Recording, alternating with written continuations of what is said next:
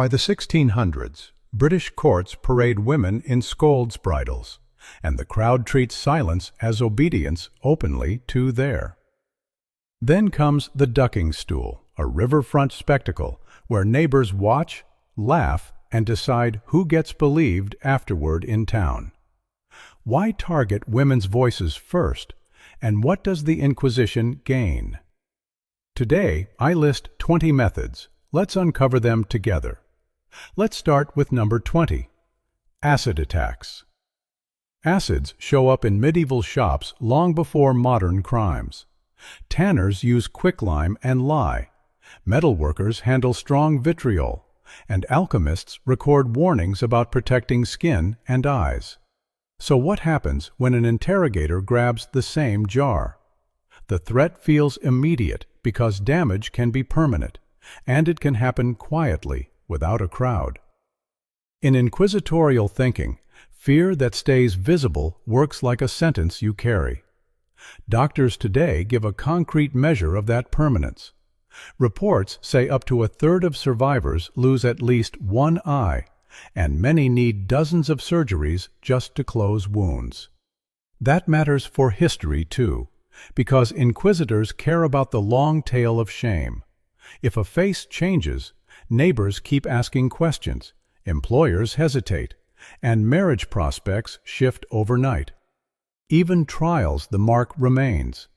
Inquisition files talk more about ropes, fire, and wheels, yet corrosive liquids sit in the same toolbox. They also fit a rule some courts claim to follow: torture that avoids bleeding while still breaking resistance. You might wonder, do victims fear the pain or the social aftermath more? Either way, the next step often turns public, because a cauldron in public turns punishment into theater instantly. Here comes number 19, boiling. Boiling appears in European law codes as a penalty for poisoners and counterfeiters, which already tells you the goal: terror. In England, a woman named Margaret Davy dies by boiling in 1542, a date that anchors the story in paperwork, not legend. For inquisitors, hot water, oil, or pitch sits beside the stake, because both punish in public. A crowd watches, and bubbles mark time in the pot. Chroniclers describe executioners lowering victims in stages, lifting them out, then dipping them again when screams fade. That step-by-step method keeps the person conscious longer than a single blade, and it keeps the audience involved. Do you see why rulers like it? Each pause lets officials restate the charge, and each return to the heat feels like a new verdict delivered on schedule. Public fear spreads. Even harsh systems treat boiling as a rare event, reserved for cases they want everyone to remember.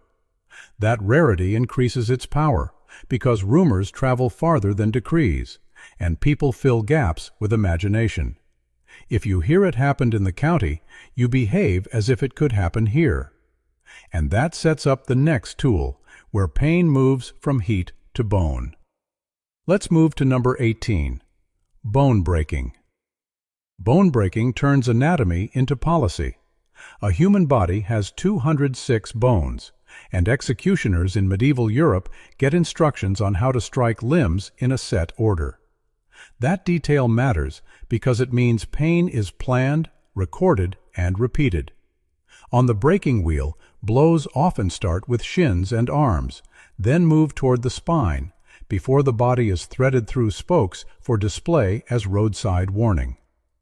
Women accused of witchcraft, heresy, or infanticide can face that staged violence long before any final sentence.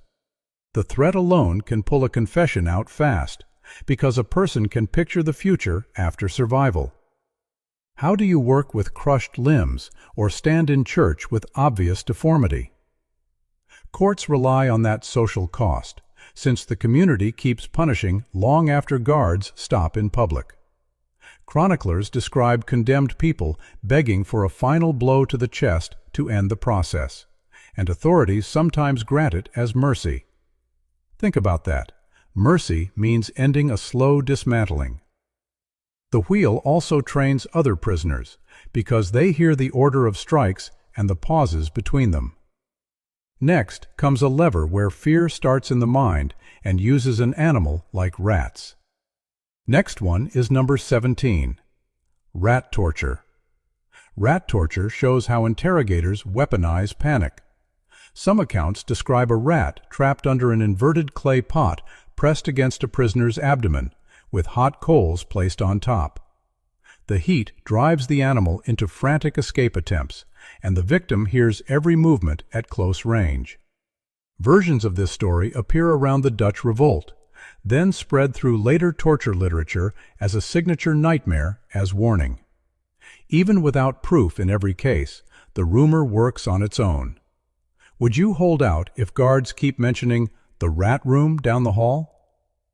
Inquisition-style questioning aims to break resistance before a public auto-da-fe, so private fear becomes a tool. The prisoner starts bargaining early because the mind imagines worse outcomes than any official description allows. That is why psychological leverage wins before tools. For women accused of heresy or witchcraft, that rumor sharpens every other threat, since the fear feels personal and unpredictable. Later writers may exaggerate details, yet the popularity of the story reveals what people dread: harm that seems to come from inside the body outward. When authorities fear words more than bodies, they switch tactics, and the next device targets speech itself with brutal precision today.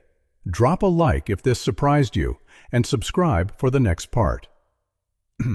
Let's move to number 16. Tongue terror. Tongue mutilation connects directly to control of speech.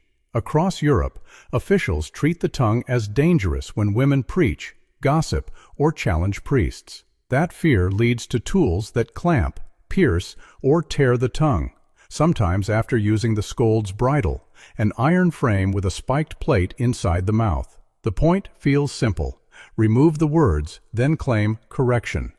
In practice, speech control becomes an injury. Imagine facing questioning, knowing every earlier statement can be used against you, and every future sentence might hurt. Some victims lose part of the tongue, or suffer piercing that makes speech painful for life, while others lose it entirely and rely on gestures. In a culture built on confession, prayer, and penance, losing that muscle also means losing the main way to plead innocence or repentance. The punishment also changes social standing. If you cannot speak clearly, neighbors can label you guilty and treat silence as proof. That fits inquisitorial goals, because a confession culture needs someone who can answer, and a mute prisoner cannot. Ask yourself, which scares rulers more, your body or your testimony? When they want a verdict without guards, they turn to face, and that leads to blinding. Here comes number 15, blinding. Blinding shows up across empires as punishment for treason, heresy, and serious crime, so inquisitors inherit a long tradition. Methods range from bringing red-hot metal close to the eyes to using corrosive lime. One named technique, abassination, uses cups strapped above the eyes so lime can be poured down, turning sight into a controllable switch in a courtroom. For women, social death can follow, even when survival continues. After blinding, daily life shrinks fast. A woman who ran a shop or worked fields can depend on others for movement, money, and safety, which changes every relationship. Historians call this a kind of social death because reading, travel alone, and recognizing faces vanish. In cultures that demand visible penance, blank eyes become walking verdicts that neighbors read at a glance. It stays, day after day. Religious leaders preach about spiritual blindness, then order literal blindness, which shows how power uses symbolism as enforcement. Modern courts in some countries still sentence acid attackers to be blinded in return, keeping the idea alive in law. Does that feel like justice or control to you? Either way, blinding ends choices permanently. The next device aims for confession fast, by stretching joints with a rack. Let's move to number 14, the rack. The rack works because it turns pain into small, repeatable steps. It is a long wooden frame with rollers at each end, wrists tied to one side and ankles to the other. Turn the handle and ropes tighten, stretching the body until shoulders, hips, and knees dislocate. Some accounts say prisoners hear ligaments snap, which makes sound a weapon before numbness starts. Interrogators can stop, ask, turn again. You lie there while questions repeat, and each refusal earns a tiny adjustment. That controlled pacing gives officials a talking rhythm, because the pain rises exactly when they want it to rise. Chroniclers describe joints separating so fully that victims struggle to stand, dress, or feed themselves afterward. Women face the same device, and many confess early simply from seeing the machine waiting before rope tightens. Legal manuals from inquisitorial circles describe the rack as limited and supervised, which sounds careful until you picture who controls the limit. The promise of rules can also protect the torturer, because it frames injury as procedure. Do you notice the trade-off? A method that leaves survivors alive can keep them disabled and frightened for years. Next, gravity replaces the frame, and strappado suspension takes over. Next one is number 13. Strappado. Strappado uses your own body weight against you. Hands are tied behind the back. A rope is fixed to those wrists, and the person is lifted until shoulders twist out of place. In inquisitorial rules, it gets labeled non-bloody, a cold term that focuses on appearance, not harm. That label matters because it helps officials defend the practice in writing. You can look fine while nerves feel wrecked. A variation called squassation adds short drops so the body jerks downward and clothing can tear, which increases humiliation for women. Interrogators also add weights to the ankles, turning each lift and drop into a stronger jolt through arms and spine. Survivors report lasting paralysis, numbness, and severe shoulder pain. Ask yourself, if outsiders see no bruises, who believes the victim later? That doubt becomes weapon. Because marks can be subtle, suspension torture keeps reappearing under new names in modern human rights reports. The same logic repeats: create intense pain while staying easy to deny. Does that surprise you, or does it match how institutions protect themselves? Strappado also shifts injuries upward, leaving legs untouched, which sets up the next contrast. The Spanish boot uses wedges and boards on the legs next. Let's move to number 12, the Spanish boot. The Spanish boot, also called the brodequin, locks a prisoner's legs between heavy boards or iron sheaths. Executioners hammer wedges between the boards, and each wedge tightens the pressure. Some sources describe fluid seeping as the squeeze increases, which signals crushing damage under the skin. Accounts often mention 4 wedges for ordinary cases and 8 wedges for extreme ones, turning pain into a measured scale with mallet blows. Here is the legal dodge that makes this device so revealing. The Inquisition says torture must stop before it kills or permanently maims, yet the boot risks both.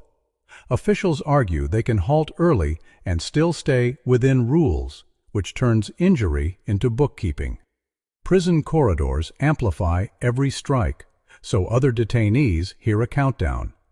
Many confess before the final wedge, trying to save what remains. For a woman who survives, walking and work can change forever, which matters in economies built on manual labor.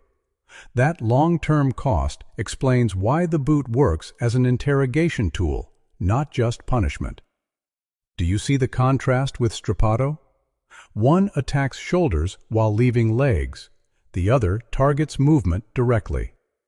Next, the focus shifts from mobility to gendered shame, and the breast ripper appears. Here comes number 11, the breast ripper. The breast ripper shows how punishment can target identity. Descriptions present a tool with metal claws, sometimes 4, curved like hooks, used cold or heated. It clamps onto the breast and is pulled to tear tissue away, at least in accounts attached to adultery, abortion, or blasphemy charges. Museums across Europe display versions labeled for women, which keeps the idea visible even when records stay patchy intact today. Some stories say the device can remain attached while the victim is suspended, so movement increases pain. The bigger point is social, because a culture that links female virtue to sexuality can punish alleged sexual sin by permanent disfigurement. Would a survivor return to life? Employers, neighbors, and family can treat the body as evidence. That fear can pressure confessions, even before any tool touches skin. Historians debate how widely this device sees real use versus later exaggeration, and that debate itself tells you something. People find the story believable inside early modern moral thinking, so the rumor still disciplines behavior. Do you notice the trade-off for historians? Museums can preserve objects without proving courtroom practice. Next comes the pair of anguish, and story sparks fear without proof. Let's move to number 10. Pair of anguish. The pair of anguish is a good test of myth versus documentation. Descriptions show a metal pair with hinged segments that open when a screw turns. Later accounts claim it can be inserted into the mouth, rectum, or vagina, then expanded. 19th century collectors promote it in Dark Ages displays, which raises a key question: how much is marketing versus court practice? That uncertainty makes it work as rumor. Stories about women often focus on vaginal use against alleged abortion providers, adulterers, or blasphemers, which tells you what people imagine authorities want to control. Internal injury leaves less visible evidence, and that fits systems that claim to forbid permanent mutilation. Do you see the incentive? Officials can push pain while keeping the outside clean. Even talk of the pair can shorten resistance before questions begin. Because evidence stays contested, the pair becomes a perfect museum object, shocking, portable, and hard to verify. That ambiguity also fuels popularity, since people fill gaps with imagination. What do you trust more, an artifact label or a court record? Either way, authorities also punish speech with tools we can document well. And the next one is the scold's bridle, used in Britain with public parades. Here comes number 9. The scold's bridle is an iron framework that fits around the head, with a bar or plate that presses into the mouth. Some versions include a spike that punishes any attempt to speak. Courts in Britain use it on women labeled scolds, gossips, or nagging wives, then parade them through town while neighbors mock. That public walk matters, because it turns community pressure into part of the sentence. In inquisitorial logic, a woman who spreads heresy through talk becomes target for this hardware. The device makes every syllable risky, so jaw muscles cramp and saliva collects. Some sentences chain the wearer to a post for hours, and some link the bridle to the ducking stool, stacking humiliation. Ask yourself, if you cannot answer back, how do you defend your name? That is forced silence. The bridle teaches a wider lesson. Your voice can trigger punishment, and your neighbors will help enforce it. In places where sermons and gossip travel fast, that warning spreads quickly without extra policing. Do you notice how officials save effort by using the crowd? Next, water replaces iron. The ducking stool turns a pond into a stage, and the bank becomes jury for a few minutes. Let's move to number 8, ducking stool. The ducking stool is built for public compliance. A woman is strapped to a chair fixed to a long beam, swung over a river or pond, plunged under, then lifted out and dipped again. Records link it to women labeled scolds, prostitutes, or suspected witches, so the punishment targets reputation as much as behavior. The crowd on the bank turns each dunk into public approval of authority there. Officials often claim they do not mean to kill, yet timing the stakes and clothing can drown a person. In early modern England and colonial America, the practice blurs punishment and entertainment because crowds jeer between immersions. Ask yourself, why would a community watch? It reinforces local hierarchy, and it warns other women to stay quiet. Even survival carries a cost, because people remember who went under. Humiliation can last longer than the wet clothes. Employers may hesitate, neighbors may snicker, and church visits can turn into a test of endurance, because the story stays local folklore. Children watch these events and learn who holds power. Do you notice how punishment moves from court to village? Next, authorities switch from repeated dunking to a scheduled execution, and the wheel turns into warning signs. Next one is number 7, breaking wheel. The breaking wheel combines torture and execution in one public script. The condemned lies on a scaffold while an executioner uses an iron bar to smash limbs in a prescribed order. After that, the broken body is woven through the spokes of a large wheel and raised on a pole. Death can take hours or days from shock, exposure, and blood loss, with birds gathering above nearby too. Women also receive this sentence in some cases, including convictions for murder, infanticide, or poisoning husbands. The display works like a billboard. Travelers pass the pole on the way into town, and relatives may see it too, which extends punishment beyond the person. Why keep it visible? Because authorities want the landscape to repeat the message day after day without extra guards. Victims get final mercy. Chronicles record a coup de grace, a last blow to the chest, sometimes granted to shorten the agony. That detail shows how long the process can run before mercy appears.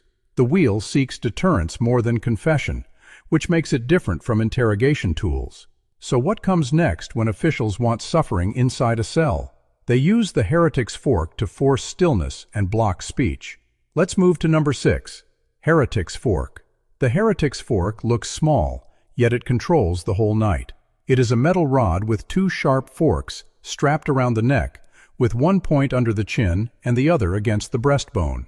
Try to nod, speak, or fall asleep, and the points press deeper.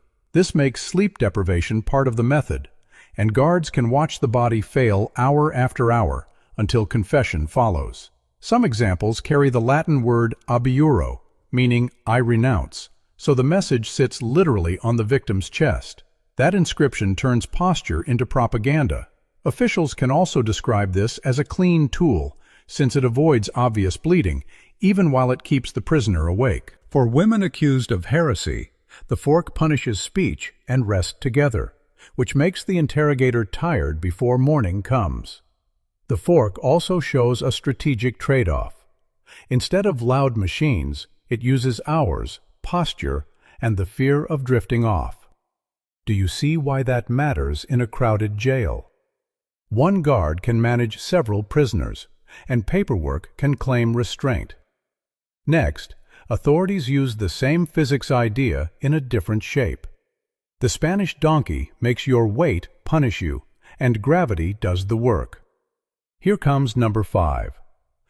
Spanish donkey. The Spanish donkey, also called the wooden horse, forces a victim to straddle a triangular beam with a sharp upper edge. Hands are tied behind the back, and weights can hang from the ankles, pulling the body down. The setup turns sitting into an endurance test, because the person's weight keeps increasing the pressure. This is low-effort cruelty, since guards mainly watch a clock and wait for collapse. Despite the name, historians link this punishment to many European armies and colonies, not a single court. The connection to the Inquisition grows partly from anti-Spanish Black Legend propaganda, which matters because it shows how politics shapes memory. Still, the image fits inquisitorial logic, pain that continues after setup. For women accused of sexual misconduct, the posture adds public shame, even in a closed room alone. Accounts note that even soldiers punished this way can leave service crippled, so the risk extends far past the session. That risk is exactly why it pressures confessions, because the victim calculates a future with limited movement. What happens after legs give out? Officials can add more weight or stop and demand answers. Next, the Judas cradle lowers a body onto a pyramid tip under ropes. Next one is number 4. Judas cradle. The Judas cradle is described as a wooden or metal pyramid mounted on legs, and the victim is suspended above it by ropes. Interrogators lower the body little by little, so the point presses into intimate areas, and added weights increase pressure. The slow descent is the core threat, because every inch signals control. Some link the idea to jurist Hippolytus de Marsilius, who discusses torture and sleeplessness. For women accused of sexual sins, the symbolism feels deliberate, because the punishment targets modesty and control at the same time. The risk includes tearing and infection, plus long-term internal injury even after a quick confession. Historians question how often this exact device appears, but descriptions agree on one point: humiliation is built in. Would a prisoner confess sooner to avoid the public exposure in here? Exposure is part of the leverage here, because guards can turn shame into pressure without extra tools. Next comes the opposite idea, a cabinet called the Iron Maiden. Research finds little evidence for Iron Maidens before the 1700s, even though later guides claim medieval use. Why does that matter? It shows how torture stories get sold as history. The symbol spreads through 19th century displays and sticks. Let's move to number 3. Iron Maiden. The Iron Maiden becomes famous through exhibitions, not inquisitorial files. It is shown as a cabinet with spikes, and 19th century displays in Nuremberg promote it as medieval.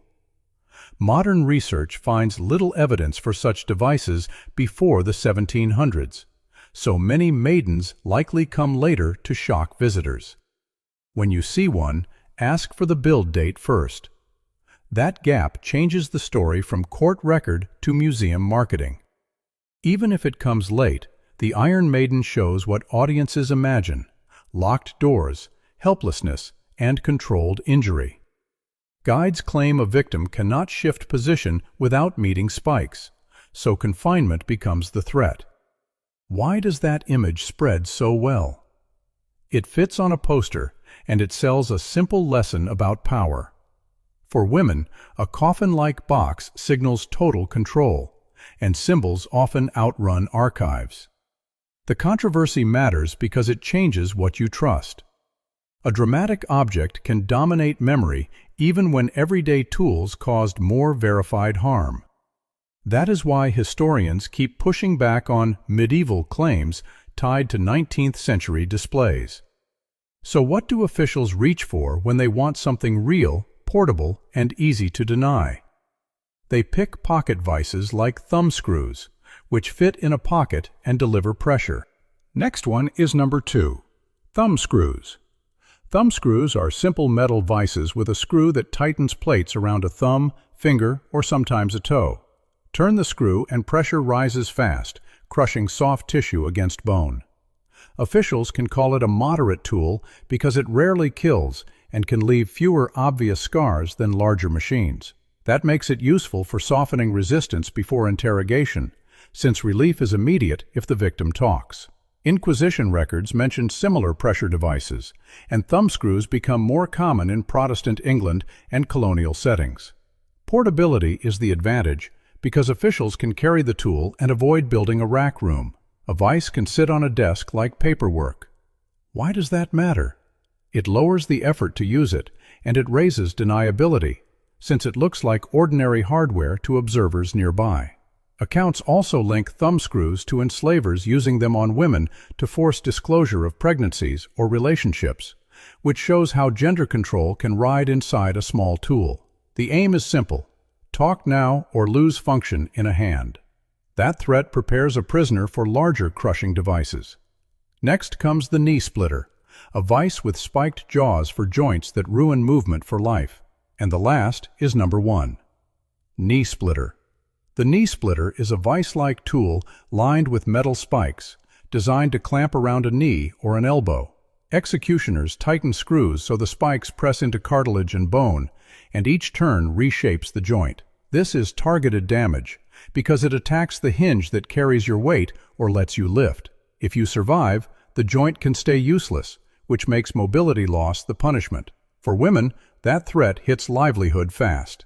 A market seller, washerwoman, or servant depends on standing, walking, and carrying loads. So joint damage can mean poverty right after injury. Some authorities justify crippling by saying the condemned no longer needs free movement after sentencing, which turns cruelty into office language. Does that framing make it seem acceptable? It can, and that is why bureaucratic wording matters. The screws also set an interrogation tempo. Turn, question, turn again, and the creak tells you the next twist is coming. Officials gain time to repeat demands, while the victim calculates a future with limited work. Compared with bone breaking, this concentrates harm in a single joint, which can disable without spectacle. That is a choice, because a prisoner with damaged joints stays easier to control. We opened one door, and you saw how fear became policy, then rumor became